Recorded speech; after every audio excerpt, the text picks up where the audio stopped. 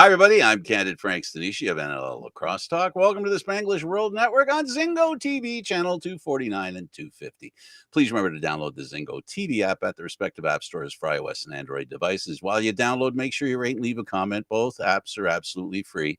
Zingo TV is available on Google, Chromecast, Amazon Fire, Fire TV sticks, Roku sticks, and also in all 2016 TVs forward. Now on NLL Lacrosse Talk, our co-host, of course, Gary Groob, and our very special guest, Michael Cooper, former owner, former coach, former player, all in lacrosse. If there's more to know, we'll find out. Gary and I we'll grill him right now, Mike. That's what we're going to do. We're going to grill you, buddy.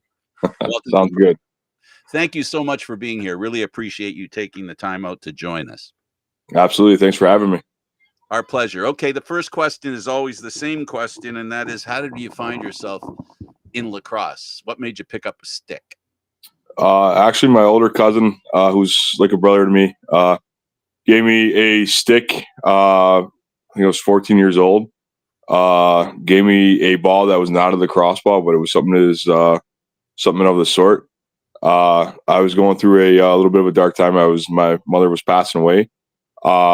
So I ended up going to my backyard. We had a nice big cement wall back there and started banging the ball off the wall. And the rest from there is history. It was just kind of my saving grace to what I was going through, my escape. And a little bit older now. It was quite a time ago, but it kept with me. And it's always been my saving grace. And it's always been something very, very near and dear to me. Mike, what's kept you in it? Honestly, I just never left it. It's, everybody always tells you it's the medicine game, and I think that's probably what it is. You get a stick in your hand, no matter if you're in a game or you're in a practice or, you're just in the backyard playing with your kids or shooting on a rebounder or net. It's just once you get that stick in your hand, you just kind of forget about the world's problems, your problems, whatever the day had brought you, and you just focus on the game. And, I think that right there is just, the nice little escape and playing a passionate, good game is, I think, what kept me in it. In your own words, why coaching? So I'm a little bit older now. Body's not keeping up like it used to. So I'm joking with the kids I'm coaching now that coach is putting on a little dad bod. But it's just, I've been around it since I was 14 years old. I grew up watching the Nighthawks with John Grant Jr., Tim Shadan, Zapper, Andrew Turner, all those guys, and started playing, and I played all the way up to pro and through college and high school and all that stuff, and played all over. And it's just a way to give back. And I probably wouldn't have stayed with it as much as I have if it wasn't for those guys ahead of me that gave back to me and really took me and showed me the ways. And without those guys, I wouldn't have gotten anywhere near where I got to. And it's just a way simply to give back and make sure that the next generation knows what this game's about and knows what it's the values of the game and the medicine in the game and all that stuff. How about ownership? Why ownership? So that came about a while back for the Bats. So I got 4 kids now. My last 2 were twins. When my first one was born, it was kind of hard for me to play summer ball and stay in like that minor league setting.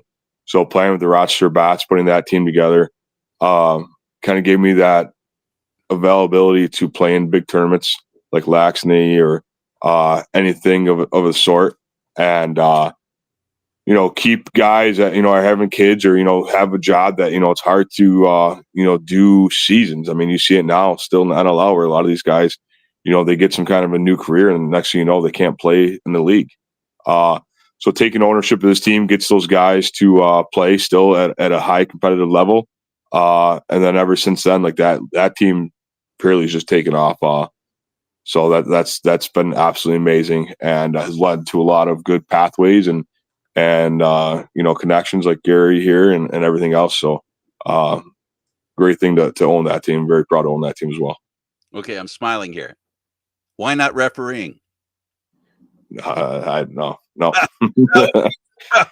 I've never been one of those guys that yell at refs real bad. And I love them. I respect them. Every game I coached and played against, I've always gone up to them and shook their hands and always told them thank you. Or, whether we had disagreements or not. And more so, it's usually them pointing to me to go to the box. But that's a whole other story. But yeah, I don't know. To me, coaching is a lot more fulfilling. Not saying that refereeing is not. Just I think coaching is more importantly the way to go. Yikes! I think Gary's internet had from time to time. Rogers isn't kind to him. He got Yeah, booted. He'll be back. I promise. He'll be back. You won't be that's all stuck right. with me. Let me ask you. Okay, so tell me. Here we I'm go. back. So Gary's back. I promised you'd be back. So thank you for allowing me to keep my word, Gary. I really It's a appreciate it. Thursday, man. Any day that ends in Y, and the internet here goes absolutely schizoid. Yeah. So sorry about that, guys. That's all right. Go ahead, Gary. Go ahead. All right. I want to bring back a couple of things. We're going to play a little bit of This Is Your Life, Mike. And, we've known each other quite a while. And I want to talk about when you were first getting in, you went to a Nighthawks game, probably your first game. And, hooked to this day, you met up with Drew Candid, but you met up with him through the glass. Let's talk about that story. Yeah, so that was probably like the second or third game I've ever been to. And, just kind of being new to the box across world and watching the Nighthawks, like I didn't know too much what to expect, but I knew going to that game to watch the game, that it was going to be a crazy atmosphere. It was what I was explained. A lot of Buffalo fans and stuff like that, and the atmosphere would be electric. And I didn't know too much, like I said, so I made a sign about Mark Stainhouse. I forgot what the sign was, but typical, away team getting a sign against one of their players. And Stainer's unbelievable. What a great player that guy was. I wish we kind of know what's going on with him now, but unbelievable player. So I had the sign up on the boards on the Bandit side, kind of where we had season tickets. So we were just right where our seats were. And, not really paying attention. Out of nowhere, somebody jumps up on the glass, gives you a big scare. And, you get your attention and you turn around, it's Drew Candid. The next thing I know, this guy who I don't know at the time is sitting there just chirping me and doing what Drew Candid does. And, here I am all fired up at, I think I was 14 at the time. So I was 14, all fired up at this guy. Like, who's this guy I think he is coming into Rochester to do all this stuff, yada, yada, yada. Fast forward years later, he and I are on the same team, and now he and I are pretty close. We talk to a lot. He actually gave me a signed game jersey to hang up in my son's room, and him and I are very close to this day. Yeah. Funny how that goes full circle. One of the characters of the game for sure. Oh yeah, absolutely. Now you played up in high school, and of course you're playing field. Obviously, it was competitive because it kept the fire burning. Let's talk about the initial times, and now you're in stick. It's one thing to have the stick and the ball. Now you're playing in a competitive atmosphere.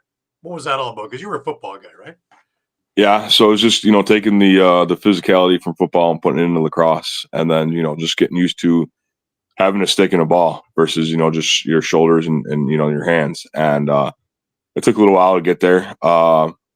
I started my high school didn't have a team till my junior year, so I actually was going to leave and go to a private school, and they gave me a piece of paper, and they said if you go get X amount of signatures on this, we'll get a team going right away.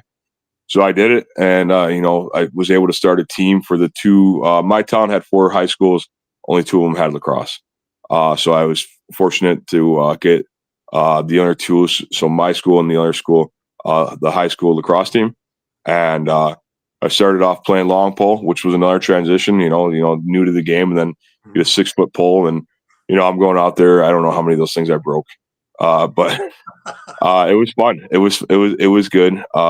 Seeing the competitiveness was great, but starting to learn the actual rules of the game and playing in an actual game was really exciting. Right now, with your first kick at it, and with coaching in there. How much of that really paid into where you are now? So a lot of it did. So like I said, I started that team, or helped start that team for my school and the other school. Now I'm back in the same town. I live in that town. So I'm back in Greece, New York. Since I stopped playing pro, I took over the youth boys program for the town. That's kindergarten through 6th grade. At the time I took it over, they only had 20 kids. Now we're up to 60 just for winter. We have another 20, 30 that want to play in spring. So we're looking at potentially having 2 teams at each level, which is something unbelievable, and very thankful that, what I was given is, succeeding and being able to take care of that at the helm. On top of that, I worked with the boys lacrosse team a couple years back. I since stepped down last year. Just the hours unfortunately didn't gel, but it was, great, playing on that team and then being back to coach, it was something very special. But about a month ago, I was asked if, what my thoughts were about coaching the girls lacrosse team for the town. And, talking to the wife, because you got to run everything by the wife, especially when you have 4 kids. And she's like, absolutely. She goes, go do it. And I'm kind of stopped and I kind of looked at her and I'm like, what's your angle here? Like, what do you mean go for it? And she goes, you got 3 girls, your oldest 2. So our twins is a boy and a girl. That's where I get my boy, but the older 2 are girls. And she goes, they play lacrosse, and she goes, they're in the youth program, and she goes, and they need somewhere to go. And she goes, and if you don't take that program over, she goes, who takes it over? She goes, is it successful? Do they have somewhere to play in a few years? She goes, or is it somebody that doesn't know what they're doing and there's going to be a lot of issues? Or she goes, or you do it. And she goes, obviously you kind of have an idea of what you're doing and doing it right with the youth program. She goes, now you just got to go reverse, go to the high school and work it down. And so I jumped right in, and I'm pretty excited. So we start up. We got open practices for the town team starting this weekend. So we'll see how that goes. But I'm excited, very excited for that. That's awesome. Good. That is awesome. And she's right. It's in great hands. So it's going to be there for years to come. So yeah, we'll see. We'll see.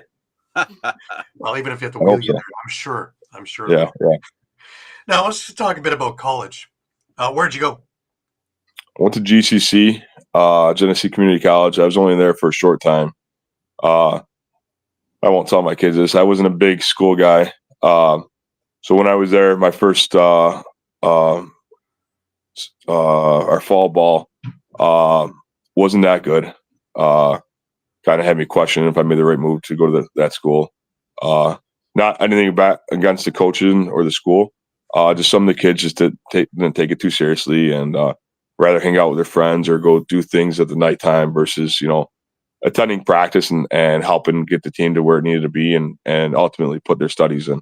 And figured, let's see what happens in the spring. And as the spring came around, there was only a few guys that were eligible to actually play. So we had to forfeit our entire spring season. No. And that put me in a crosshairs because I'm like, the only reason really why I went to school was to play this game. And I'm like, now I don't have nowhere to play. I'm like, what do I do? And thankfully, I had a few friends that played on a Can-Am team and brought me over to the Tonawanda Braves. And that's where I started playing box lacrosse. And from there, unfortunately, my college career kind of ended. I was kind of, once I hit that box, it's electric to play field, but once you hit that box, it's a whole nother level. And it's kind of like a high. And I was like, man, this is unbelievable. I love everything about this game. And once I knew I had something like that, I'm like, you know what? I think I'm going to be good doing this. And that's what I did. So I was done with school and I went on to playing in the Can-Am and working, and I loved it. I loved it. Right. Well, I don't think you should not tell the story. I think you should tell the story because it proves that hard work will get you to where you're going. Yeah. Because instead of a kid going to a D1 school, if I don't get into D1, I can't do this. Like, of course you can. With the hard work and with a bit of passion in there, anything, sky's the limit. Mm-hmm. Now, I agree. Sometimes your path is to go one way, and sometimes you get that fork in the road, and it's not always a bad thing. And this ended up not being a bad thing. So I mean that's a good point. Right. It opens up a huge section of your life, right? Because it introduces you into box, which is where your life is. Yep. And number 2, it gets you more focused to where you want to be, which brings me to where the Six Nations, you get them with Can-Am and you do Tonawanda, you start doing Six Nations, and now the awakening happens. Because now you're in the real place for the Creators game, the real place for the medicine game. Let's talk about your time on the Six Nations reservation and playing there. So I played on 2 different teams, both Senior B, one Can-Am, the other one in the OLA. The OLA came first. I had a lot of good friends that played on the Nighthawks that were like brothers of mine. And they said, listen, playing in the States is great. Playing in the Can-Am is great. but if you really want to develop in this game and we see the potential in you, you need to get up here. And at that time, this is, shortly after, getting out of college. I'm getting, I don't have a lot of money and stuff like that. They're like, no, don't worry about it. They're like, just get up here. We'll help you. You can stay with us and we'll figure out the rest of that stuff. Just get up here. And my first game, I'll never forget. We played up in Owen Sound. And I'm going to butcher the name of that arena, Harry Lumbar or something like that arena. Yeah. And, I drove from Rochester to 6 to catch the ride from 6 to Owen Sound. By the time we got to the building, I was a little tired. It was a little bit of a travel, but as soon as I got in there and got in that locker room, I was like, oh man, what's going on here? Like, did I overstep? And, that arena is, it's not huge, but it's big. And man, it was packed and the music was pumping and the guys were juiced and ready. And it just, it fed into my energy and everything like that. And absolutely unbelievable. I was, I hit that floor for the warm-ups and I'm like, man, this is great. Like, this is where I need to be. And the funny part was, everybody has, their first memory that they'll never forget. And mine was, we're just doing warm-ups and it was 2-on-1s and I was coming down to the net. And I don't remember half the guys are on the team now, but I went to take a shot on our net and my head wasn't fully attached to my shaft. So my head went with the ball behind the net. And I'm like, oh man, here we go. The brand new guy from Rochester just, lost his head in the first shot of the warm-ups. I'm like, here we go. Oh boy. And the guys laughed about it. And they're like, listen, they're like, if that's the worst thing that's going to happen to you, they're like, you're going to be all right up here. And from there, it just went. It was absolutely unbelievable. The rest of that game, playing against Ryan Benesh, Steve Dietrich was in the net, playing against those guys at level, and the guys that were on my team just really, it made you feel like you're at home, you're where you needed to be, and that was huge. I'll never forget that. It's probably a good thing that happened on the first little thing in the first game because good icebreaker, get that out of the way, and now you can relax and just be you. Oh yeah, that's not my first warm-up issue. My second one was when we played a home game in Six Nations, and my wife came up and she was sitting in the stands, and I threw a warm-up shot right off. Where I just came right off the bench for the warm-up, grabbed the ball, ripped it at the net, just missed the pipe, and it bounced off the backboard and literally almost pinged her in the head.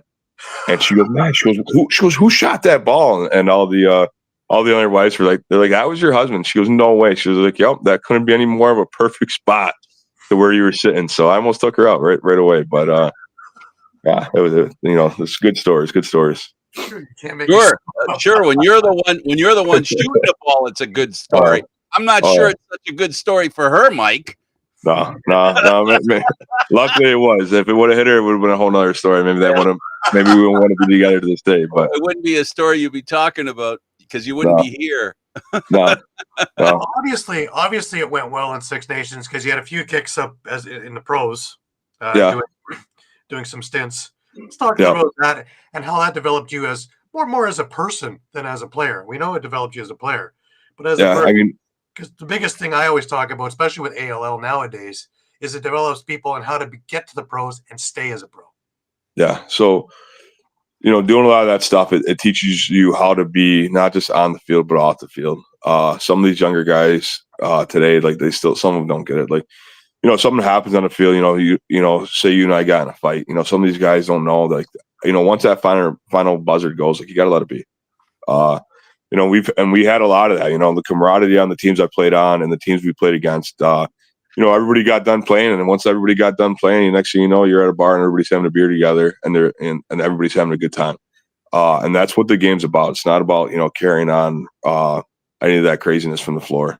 Once the final buzzer goes, everybody's done, everybody's equal. And, the next time the buzzer goes and you want to handle a little unfinished business, and that's fine. That's something different. But a lot of these guys, especially some of these guys with like the social media and stuff like that, it's like you gotta relax on some of your posts. But it helped to know where I had to go. Like you said, I didn't have anything long term. I had a couple big invites to the NLL that I still got the letters of that I never showed up to. And to this day, I still kick myself in the butt. Quite a few of them were for the Nighthawks. and I never went. And I just to me, I kick myself in the butt for it now. But at that time, I was like, I'm not ready for it. I don't want to be. At that time, they wanted me to go just to fight. Mm-hmm. And I had a cousin that played in the NHL, fought, and after a little bit of just getting drafted in the NHL, he's like, you know what? He was all done. He quit. He goes, I don't want to fight. He goes, I want to go out there and play the floor and stuff like that. So to me, not going to those camps was me trying to get better. But now a little bit older, realizing like, man, I should have probably went to those camps, got my feet wet, understood what more I could have done to get better, and get my game better versus staying home and working, and then working on my game during the week. But for when I did make it, it was special. Being on the road, it was still tougher because I had kids, so constantly calling home to the wife and the kids and checking in on them. Every chance I could was special. I'll never forget. You got roommates sometimes, so you duck away to the bathroom to make the phone call because your kids are going to be a little crazy and screaming and shouting, and you got to be dad. So the tough side of you has got to come down a little bit for your kids. So you got to duck away a little bit to make those calls, but it was great. And getting the texts and the calls about how they watched and saw this or saw that, and able to bring home some game balls for my daughter, bring one home for my dad before he had passed away. It was pretty special. So taking all of that and knowing that I didn't have the easiest road to get there. Like I said, I didn't start until I was 14. I didn't have, I didn't really know anything about lacrosse until I was 14. But at that age, like here in the States, like we didn't really have any youth programs. We didn't have much before high school. We didn't have anything travel. We didn't have any box for youth. Now with doing that and being done at that level, it opened up all those doors for me. And now I'm coaching, like I said, I'm running the boys youth program. I'm coaching the varsity girls program, starting this week. I've been coaching travel lacrosse or field on a couple of different teams. With the same program, I'm coaching. We started a youth box lacrosse league that starts this weekend. It'll be for 3rd and 4th graders and 5th and 6th graders. Something like that. That's never really been down here, and now it is. And I've heard a lot from some of these families that they're worried about putting their kids into the box because they see the Nighthawks and they see some of these games. I'm like, listen, take it from somebody that's played from 14 all the way up and all the way through. This is where they need to be if they want to play lacrosse. Like, this is going to develop their skills so much faster and get them so much better at field versus not doing it. And some of the families go, well, we're a little scared. He's a little nervous of taking the contact and stuff like that. And I'm like, and that's good. It's good that they have that, that worrisome, and deep down, like if you don't have those butterflies, then you need to go play another sport. I'm like, to this day when I play, I have butterflies. Like they don't go away. And like I said, when they do go away, then it's time for you to move on. And even at that age, I'm like, let them have it, get them in there. Once they get that first hit and once they give that first hit, they're going to be ready to go and they're going to be all set. But like you said, back to your original question, playing all these levels and playing all the way up through and doing the stints that I had, it's taking all that stuff, right? And it's bringing it back down to the youth levels and the high school levels and, teaching it. And to me, it was always more helpful to learn from a player, from somebody that played the game, and at a high level. And, so therefore, that's why I'm back and doing as much as I can. My plate's a little full. I do private lessons too on the weekend, so it's a little full. But I take pride and honor of giving back to all these teams, all these levels, all the boys, the girls, all the different positions, and all that stuff that I'm able to do. And very, very thankful for all of it. So everything I've done as far as a player, everything I'm doing now as a coach, I absolutely love it. I'm thankful that I've been able to do this. I'm thankful that I have the opportunities to do this. And I can't say anything more than that. Right. Obviously, I'm very thankful for my wife for letting me do this too, because if it wasn't for her, this would not be going on. So she's a star piece to this. But ability, because of, the way you came up and all the different aspects and that you had to go through. Yeah. That's, like I said, it was not an easy road. It was tough navigating that road, but to get to where I got and now to give back, it's to me, it's a special story. Some people might be like, well, you didn't play pro for a full season, or you didn't play on a full team for so long. But to me, it was like, you know what? I'm an American kid that came from a city that never really had that. Now we're starting to see that more. But from then, like, we didn't really have that. So to even say that I made those games and I made those teams, and for those short stints that I was on, so to that, like, that's what hits me. And that's what, makes me feel good and able to give back to that. Oh, we lost him again. Oh yeah, we did. My goodness. So as far as when, like, we're talking a little bit about your history and how you find yourself here, and you touched on the fact that this is the creator's game. How does, specifically, if you don't mind, in your own words, what does the creator's game mean to you, and how does it motivate you? So something that was, you play for those who can't play anymore. And you play for those who can't play. Or I'm sorry if I've said that wrong. Play for those who are no longer with us. You play for those who no longer can. And, there's quite a few people that I have near and dear to my heart that I write their names on my sticks, my tapes and stuff like that I play for them. And it's a way to carry on, their legacy, and carry on their souls and their support. And, to me, that's what it is. You're taking something that was given to you by the creator. You're playing for those people, and you're just representing them. You're doing what you should be doing in the correct manner, and just representing the best you can, and not going out there and being somebody that box somebody's heads in the boards, and you go out there and you ram them through the boards and go, oh, look at that hit, I just crushed that guy. You just almost killed that guy. You don't need to do stuff like that. It's represent the game as it should be played. Represent for those who can be playing or can't be playing, and for those who no longer can play. Gary knows we just had the Rochester Bats won the Lac championship for the second time this year. Our roster was full of a lot of good buddies of mine, a lot of NLL guys. And, putting the roster together, it's always something special. Getting our uniforms all set up and getting them designed and stuff like that. It's always a very special event.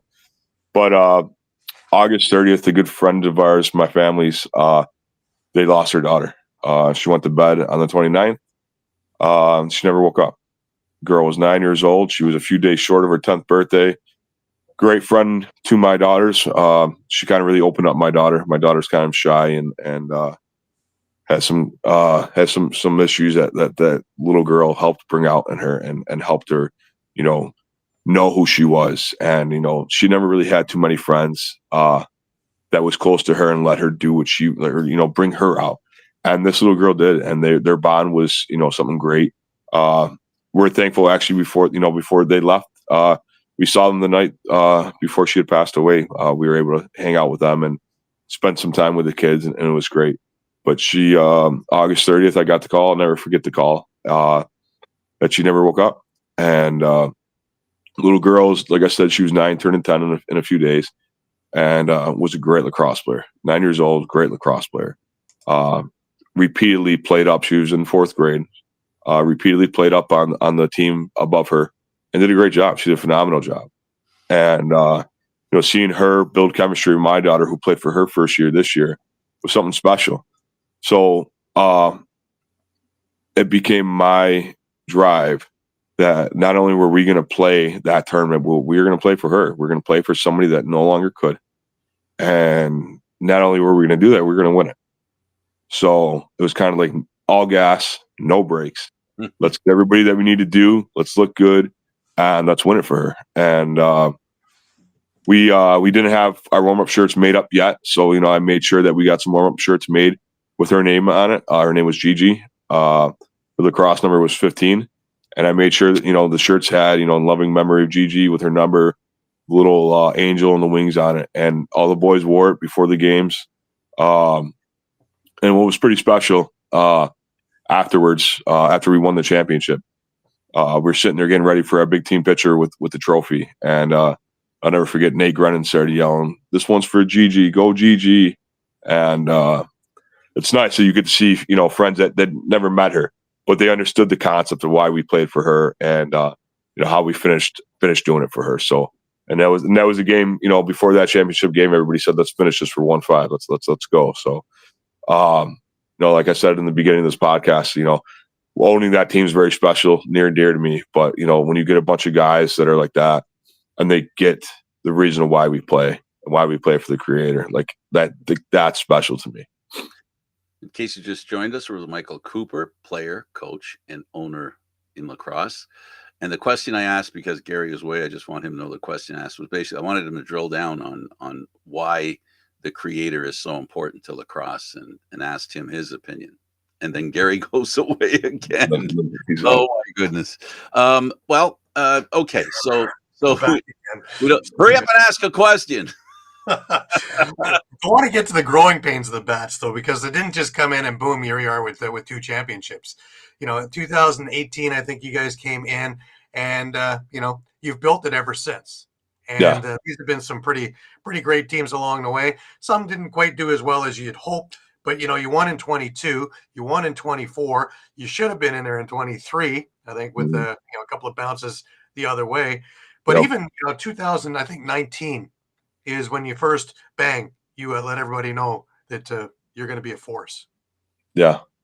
So like I said, I started this 2018, a couple weeks before Laxney, and I reached out to Scott Nice, and I said, "Hey Scott, I'm like, we're going to put the Bats in. I don't know how the team's going to look, but just made this team. We're going to throw them in. We're going to get them ready, because at that time, Laxney was really starting to take off. So if you didn't have an invite and you didn't get your team in there, you pretty much were. It started after that. It was invite. It was you had to previously play, and it was invite only. And so I jumped right in there. Brought a bunch of guys that I played with throughout my career. Playing Seneca Nation, playing in Tonawanda, playing up in Ontario, playing throughout New York. And we went. I think we went 3-3. So we didn't do terrible, but we went 3-3. Finished. I think we finished. I don't know, 20 something. It wasn't good. It wasn't that pretty. I think 27 out of 32 teams. So 3-3 went finished 27, and I knew going into that tournament that the team wasn't going to finish like we had hoped for or wanted to, but we knew that we what we had at our hands, and from there. Started reaching out to a bunch of my buddies that played in the NLL. The ALL was starting to come up, so started talking to some of those guys that I'm good friends with, and they started hopping on. And the next thing you know, that was 2018. We get back to 2019, and you got Triolo coming, you got Armstrong, Colton Army in there, Adam Peroni's in there, Big Joe Watson's in the net, and that was it. That's where everything just kind of. I think it was that tournament, to be honest with you, that kind of flipped that switch. And our Friday night game, we played against Onondaga. So the home team, that's when Laxney was being played in Onondaga. We lost that game 3-2, and that's kind of what bounced us out of the championship. We ended up finishing 7th. But that was from that moment on that everybody kind of knew, okay, we're gonna make this a go. And then obviously, things were shut down 2020, 2021, and then 2022 it finally came back. But between those 2 years, we played in tournaments as we can get in there. So we played in Delaware, we played in Maryland, we played in Philadelphia, and took home the hardware. And I think just bought every one of those. 1 or 2 we might have finished second. But took home the hardware, and the boys worked hard, and they had a great time. And they were jonesing to get out there to play lacrosse, because at that time with COVID, nobody was having lacrosse. Lacrosse was nowhere to be found. So the boys wanted to get in wherever they can get in, and we went down and they did their thing, and we took home the hardware, and then everybody had a good time. Then Laxney came back for 2022, and just unbelievable roster again with the guys. John Lentz, Eric Turner, Tyson Bell. Watson was back in that. All those guys, Chase Scanlon and all those guys, and it's just unbelievable team. And we took that one over Gold Star, Tel Aviv. I think by a goal or two. Actually, you know what? It was by a goal because Joel made a big save at the end. I don't know how much time was left, but there wasn't much. It was less than 30 seconds. And Tyson Bell got the rebound, threw it up to Chase, and Chase went all the way down coast to coast with the ball and put it in over Jackson Hayner. It was Jackson Hayner that was in net for them. And funny story is Jackson came to play with us a couple months later. And he goes, "It's funny, I was so mad at you and your team for getting that goal and winning the championship." He goes, "Now here I am wearing the jersey." He goes, "It's funny how it goes full circle." And I'm like, "Well, that's the best part of this game is you never know, what team you're going to be on, who you're going to play with, or how that's going to come around." So that was great. I loved it. But 2022 had a great team. 23 had another good team. It was very good. Taylor Jensen jumped in with us. Alex Q jumped in. Andrew Q's brother. We had a really, really good team. Hunter Lemieux, Riley Hutchcraft was in net. Will Johnston came in to be in net. And just like you said, a few bounces just didn't go our way, and we ended up finishing fifth, losing out to USA won it. But it's funny. We played USA. We played both teams. We beat one. We lost the other one. And the boys said, they're like, "Man, if we would have played a full 60-minute game, you would have smoked us." So, but 30-minute actually games. sometimes has those short games, so you learn a little bit. But so we know we had a little fire in us this year to get back and take home that championship, regain it. So it was nice to finally get that and bring it back home. Now you host the Bats Invitational every year as well. Over Rochester, giving a lot of people a chance to watch Nighthawks games for cheaper, plus watching your games, which is great, always entertaining. I love going to it. I'm going to go this year, April 5th, I believe it is. Yes, Saturday, April 5th. This will be the fourth one. Yep. Let's talk a little bit about that because, boy, oh boy, it's a lot of fun, great games, and also autograph sessions with the guys and a whole lot of giving back to the community. Oh, yeah. That's always my biggest thing is you always give back. So every time the boys are out there, I'm always like this, and we're going to do autographs after the game, whether we win or lose. We always do autographs. There's always kids in the stands. You always got to make sure that you send them home with an autograph, take a picture with them. I'm like, it means the world to them. I'm like, we were all little kids at one point, and we know what was great for us. We're like, so I'm like, after these games, we take care of that, and nobody ever argues that. Everybody's, that's how everybody is. And that's how everybody should be. Is, you give back with autographs, pictures, whatever you can do. And, but yeah, it's been a great thing. So that kind of started, so like you said, that started 4 years back. It started off as just like a bats and intra-squad scrimmage. We got a bunch of guys and played whites versus purples. And then from there, it just turned into the Bats Invitational where, a team would reach out and we'd take them and we'd go from there. And we've had several leagues reach out and ask me to put a team in for the league, and it's tough to do that, and it's a lot of work, and with everything you have going on, and then you add in a full-time job, and kids, yada yada yada. It's just tough. So I'm like, this is a way where we can play in Rochester. We can play at the Blue Cross Arena. Everybody can come down and see us.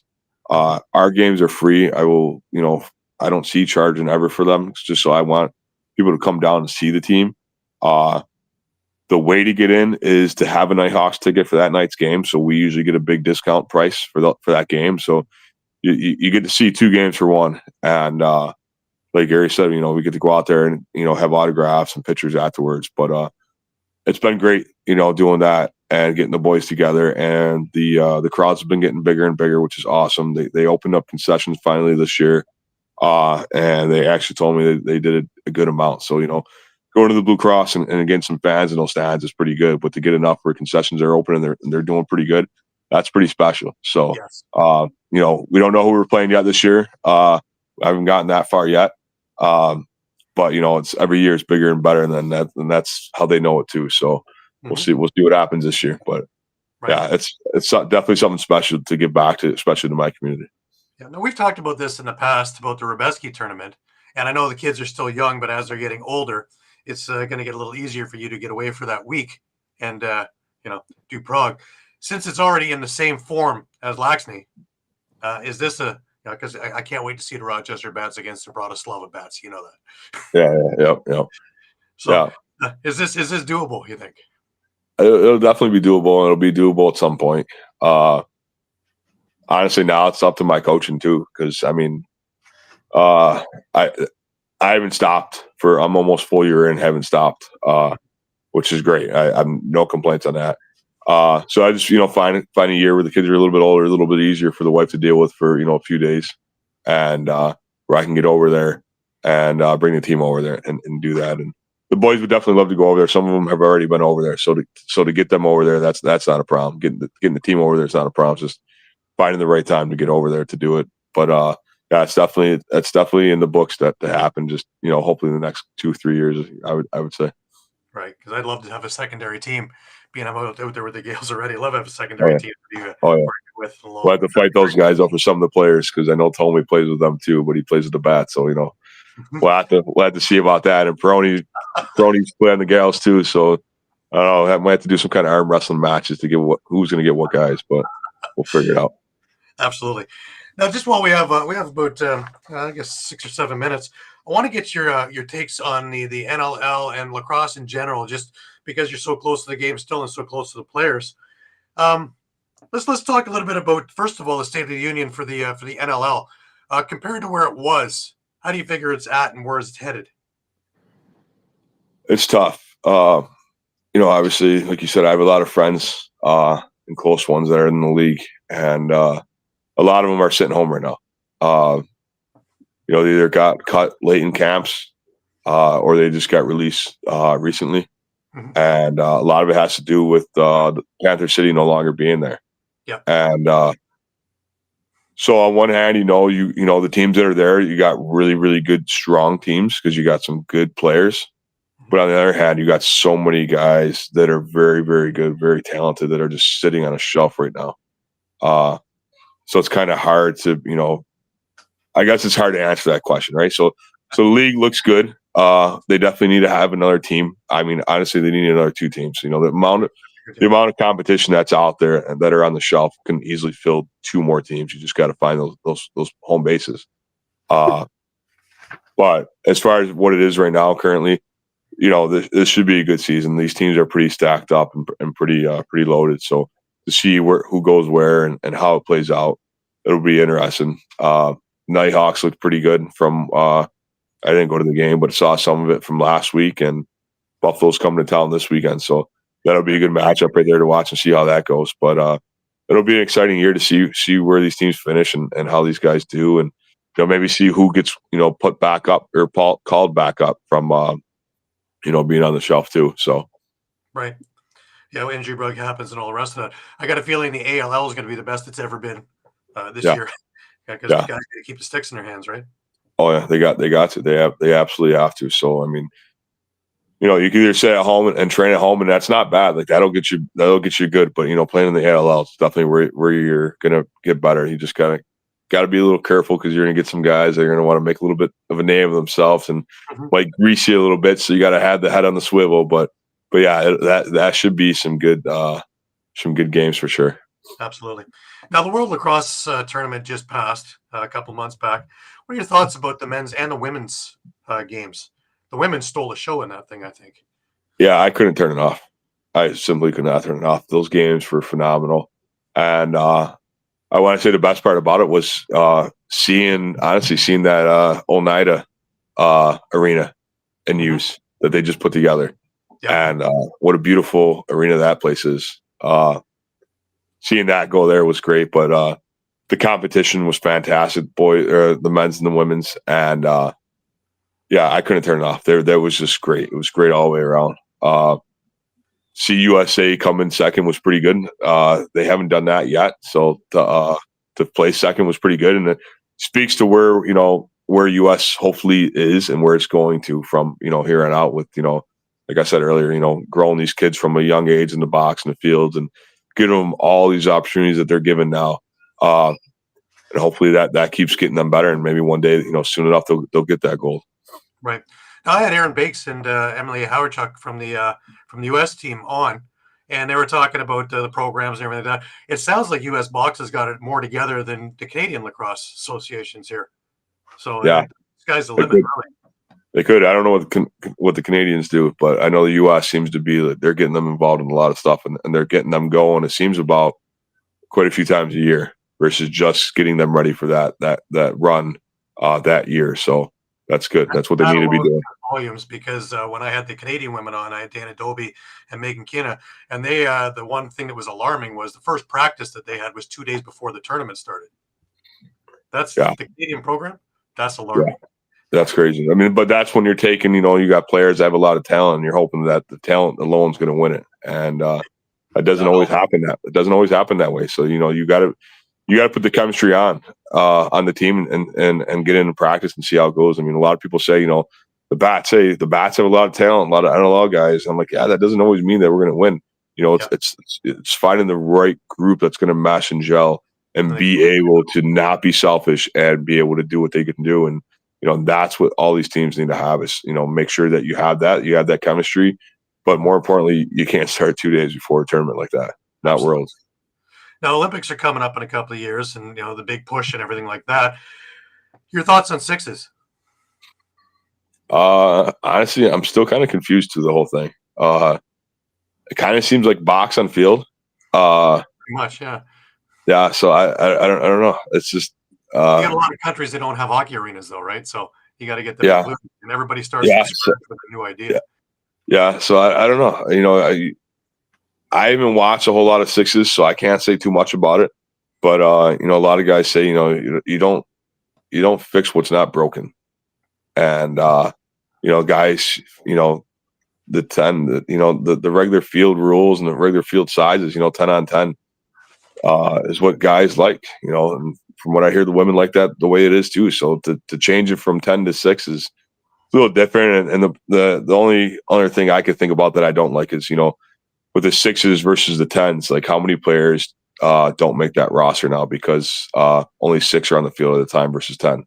And that part stinks. You want to have as many good players as you can out there and showboat in your country. So going from 10 to 6, I think kind of stinks, but you know what? Your foot's in the door. So, take it what you can with the Olympics. And as long as we don't end up like the, what was that dancing group? The break dance. As long as we don't end up like that, we'll be all right. And we got to make sure the guy that jumped on the field at the Nighthawks game, he's not around either, because we can't have that on there. No, we can't have any of that stuff going on. So in LA, they'll probably shoot him. Yeah, they might. They might. So we only got a couple of minutes left, so I just want you to promote some of your programs before we get off the air. All right, I appreciate that. So coaching for 3D Upstate, that's my travel team for field and box. We're the Westerns. A lot of the 3D boys are on the Westerns. That's our travel box program. We'll be playing down in Philadelphia mid-January and mid-February. That'll be a 2030, 2029 graduation years with one team. 2030, 2029. So then the other one's 2028, 2027 is the other team that we'll have down there representing. So those programs are doing great. I work a lot with Craig Lipiani. He used to coach on at IMG. It's been all around. Great guy. Him and I have been working. We're on the phone probably 10 times a day, more than I talk to my wife. So hopefully she doesn't listen to this part. But two guys that have passion for sports. We're doing as much as we can with it, and thankful for that. Grease Storms, where I'm at for the youth program for the boys and the girls varsity team. Very thankful for all that stuff, and then all my private coaching. We got something exciting coming up in January through March this year. We're gonna do something a little different. I'm gonna work with Adam Terry. Used to play in the NFL. Used to be a lineman for the Baltimore Ravens, Jacksonville Jaguars, I think the Indianapolis Colts. He owns Powertrain Fitness down here in Rochester. He has 2 locations down here. Him and I linked up. We're going to do 8 offensive sessions with me. So it's 4th through 8th grade boys is one group, high school boys is the second group, and then high school girls is the third group. They'll train with me for an hour offensively, very, very fast paced. And as soon as they're done with me and they're tired and they're catching their breath, I got to hurry up and go to the other side of the arena over to power train and work with Adam. And he'll be working on their strength and conditioning and all that stuff. So very excited about that. That's going to be next level. To see a lot of the boys, especially a lot of the Americans, do that. That's what's going to really help them develop this game. So, and develop and level up their game is going to be great. Excellent. Mike, I really want to thank you for taking the time with us and spending the last hour with us talking about everything from yesteryear, including everything up into right now. So thank you very, very much. Absolutely. Thank you guys again for having me on, and nice to meet you, Frank. Nice. Gary, nice to have you on for longer than 5 minutes, I would say. Yeah. Well, hey, looking forward to seeing you in person again. If Mother Nature doesn't get in the way, I should be up there very soon. Absolutely. Yeah, Michael, thank you for doing this, and my condolences for the young child that you lost, your friends. It's nice that you did something for them. It is about lacrosse, and lacrosse is about family. The creator and family are things that keep repeating itself in lacrosse. So thanks for what you do. Absolutely. And we will be doing a tournament in her name coming up in May. It'll be youth for now. It'll looking like boys and girls. She had a twin brother who I coach. He's obviously in lacrosse as well. And so we're going to do a tournament for her in the spring in May, like I had said, and hold it in her name. And it's going to be very special. Their mom and dad are doing pretty good. Little brother's doing pretty good too. They created a foundation for her. Giselle Delorme Foundation, I believe is what it's called. I could be wrong. And she's very big into gymnastics. So they got something going special for gymnastics. I know they're doing a bowling event.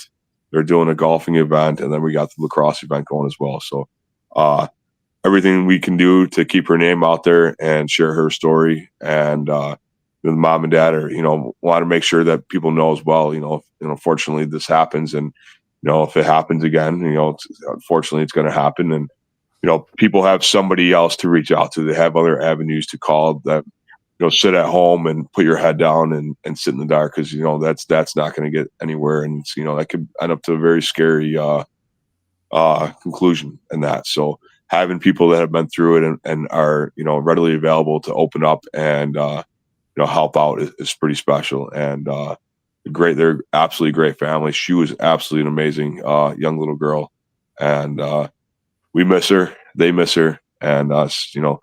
Doing something special is just going to be really great for them and for everybody involved. Keep us in the loop when stuff is going on. Absolutely. Okay, for Michael Cooper, and of course Gary Groob, I'm Candid Frank Stanisci. Thank you for watching NLL Lacrosse Talk. Seen live Thursdays at 4 p.m. This show can also be heard on the Spanglish World Radio Network. For lacrosse talk, news, entertainment, and other sports programming we offer, please check out SpanglishWorld.ca. Spanglish World. Watch it, hear it, read it, download it, and live it. Thanks for watching, everybody. See you guys.